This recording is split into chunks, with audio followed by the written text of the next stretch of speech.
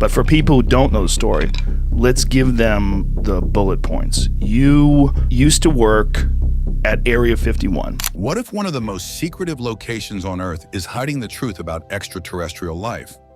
Joe Rogan calls Area 51 the key to uncovering the biggest secrets of our universe, and what he reveals is mind-blowing. Area 51.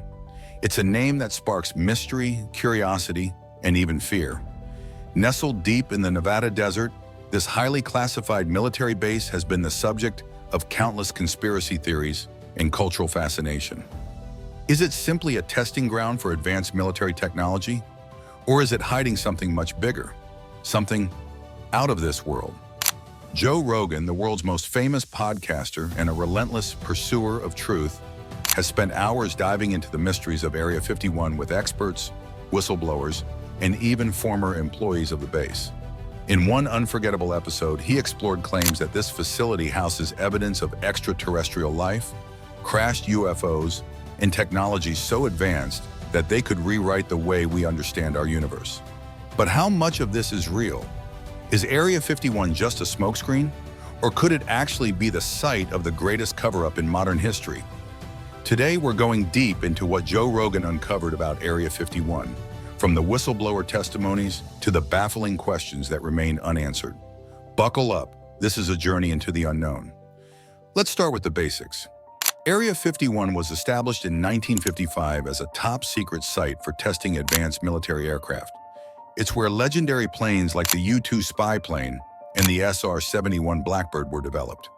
But while its official purpose is linked to military advancements, the secrecy surrounding the base has fueled decades of speculation.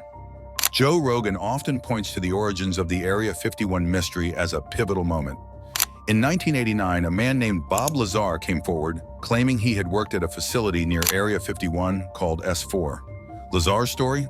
He was tasked with reverse engineering alien technology from a spacecraft that was unlike anything on Earth. You worked in, how would you describe it? I guess within the Area 51 compound. You can call that a subset of Area 51. And you got that job. Before that, you were working... Before that, I had worked at Los Alamos Right. National Labs in New Mexico. And you were involved in what kind of work? Nuclear weapon development, physics. I mean, they do everything there. Lazar described the craft as being powered by an element not found on our planet at the time, element 115. When Joe interviewed Lazar on his podcast, the details were chilling. Lazar explained how the spacecraft's propulsion system bent gravity, essentially creating its own gravitational field. According to him, this technology was so advanced that it defied all known physics. Joe's reaction? If even a fraction of what he's saying is true, it changes everything we think we know about the universe. But Lazar's claims weren't without consequences.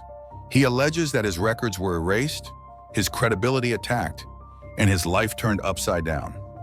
Whether you believe him or not, one thing is certain: Lazar's story put Area 51 on the map as the epicenter of extraterrestrial intrigue.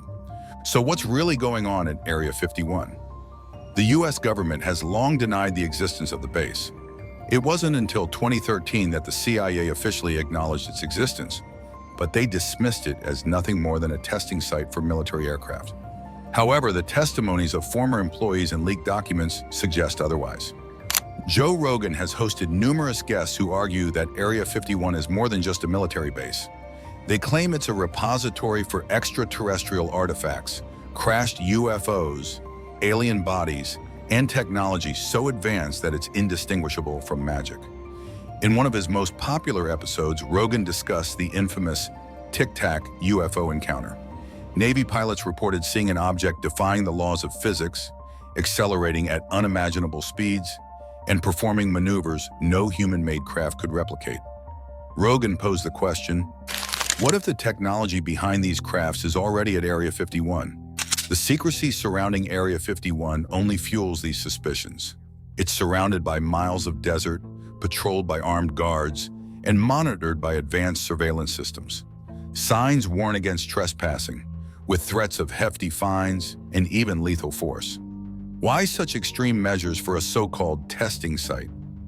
Joe often asks, if they're not hiding something, why are they so desperate to keep people out? Let's talk about the people who claim to have first-hand knowledge of what goes on at Area 51. Aside from Bob Lazar, there are others who have come forward, risking everything to share their stories. In one of Joe's podcasts, he interviewed Jeremy Corbell, a filmmaker who has dedicated years to documenting UFO phenomena. Corbell shared footage of unexplained aerial objects that the Pentagon later confirmed as real. He also highlighted testimonies from military personnel who claim they've witnessed UFOs up close. One particularly chilling account came from a former Air Force pilot who described being stationed near Area 51. He recalled seeing a craft hovering silently in the sky, moving in ways that defied all known physics. When he asked his superiors about it, he was met with silence and a stern warning. "You didn't see anything." Joe Rogan's take? When you have multiple credible witnesses saying the same thing, it's hard to dismiss it as coincidence or imagination. You might be wondering, okay, but why should I care about Area 51? The answer is simple. If even a fraction of these claims are true, it could change the course of human history. Imagine technologies that could eliminate our reliance on fossil fuels, cure diseases, or revolutionize transportation. What if these advancements are being hidden, not for our protection, but to maintain power and control?